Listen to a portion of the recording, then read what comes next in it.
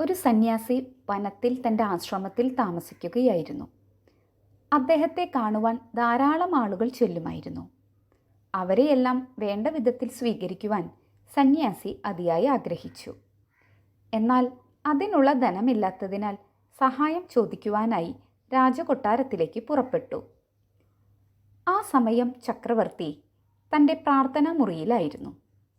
സന്യാസി മുറിയുടെ ഒരു മൂലയിലിരുന്ന് ചക്രവർത്തിയുടെ പ്രാർത്ഥന ശ്രദ്ധിച്ചു.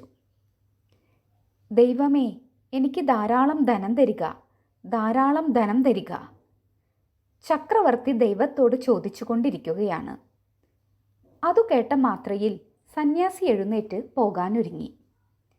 അതു കണ്ട ചക്രവർത്തി അദ്ദേഹത്തോട് അല്പനേരം കൂടി ഇരിക്കൂ എന്ന് അഭ്യർത്ഥിച്ച് തൻ്റെ പ്രാർത്ഥന തുടർന്നു. പ്രാർത്ഥന കഴിഞ്ഞപ്പോൾ ചക്രവർത്തി ചോദിച്ചു, അങ്ങ് എന്നെ കാണാൻ വന്നതല്ലേ, എന്നിട്ട് ഒന്നും പറയാതെ പോകുന്നത് എന്തുകൊണ്ട്?